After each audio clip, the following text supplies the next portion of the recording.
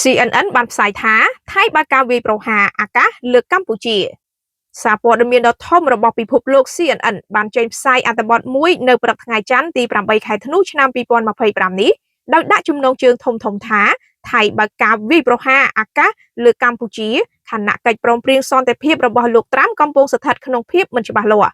ក្នុងខ្លឹមសារសង្ខេបនៃអត្ថបទនោះ CNN បានសរសេរថាថៃបានបើកការវាយប្រហារតាមអាកាសទៅលើកម្ពុជានៅថ្ងៃច័ន្ទខណៈដែលរលកថ្មីនៃការប្រយុទ្ធបានផ្ទុះឡើងរវាងប្រទេសជិតខាងអាស៊ីអាគ្នេយ៍ទាំងពីរដែលនេះជាសញ្ញានៃការរលាយបាត់នៅផែនការសន្តិភាពដែលមានប្រធានាធិបតីអាមេរិកលោក Donald Trump ធ្វើជាសាក្សីកាលពីខែមុនជុំវិញការប្រយុទ្ធគ្នាចុងក្រោយនេះក្រសួងការពារជាតិកម្ពុជាបានចេញសេចក្តីប្រកាសថានាវេលាម៉ោង 14:15 នាទីនៅថ្ងៃអាទិត្យយោធាថៃបានបើកការបាញ់ប្រហារមកកងកម្លាំងកម្ពុជានៅប្រលានថ្មក្នុងស្រុកជាំខ្សាន្តខេត្តព្រះវិហារនៅក្នុងហេតុការណ៍បាញ់ប្រហារនោះទាហានថៃបានប្រើប្រាស់ប្រភេទកាំភ្លើងដៃកាំភ្លើងយន្ត B50 និងត្បាល់60ភ្លាមៗនោះកងកម្លាំងកម្ពុជាបានតាក់ទងទៅភាគីថៃឲ្យបញ្ឈប់ការបាញ់មកលើកងកម្លាំងកម្ពុជាជាបន្ទាន់ព្រោះភាគីកម្ពុជាមិនបានបាញ់តបទេ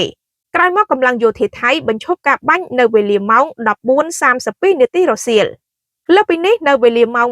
22 នាទីយប់យោធាថៃបានបើកការបាញ់ប្រហារមកលើកម្លាំងកងទ័ពកម្ពុជាជាលើកទី2ដោយប្រើកាំភ្លើងដៃបាញ់ជាច្រើនគ្រាប់នៅមុខខ្សែត្រៀមរបស់កម្ពុជាក្នុងភូមិសាស្ត្រអូផ្កាស្នេហ៍បន្ទាប់មកនៅវេលាម៉ោង 20:30 នាទីកងកម្លាំងយោធាថៃបានបន្តបាញ់ប្រហារមកលើទាហានកម្ពុជានៅទីតាំងប្រលានថ្មក្នុងស្រុកចំខ្សាន្តខេត្តព្រះវិហារជាទីតាំងដែលយោធាថៃបានបើកការបាញ់ប្រហារកាលពីរសៀលថ្ងៃទី7ខែធ្នូឆ្នាំ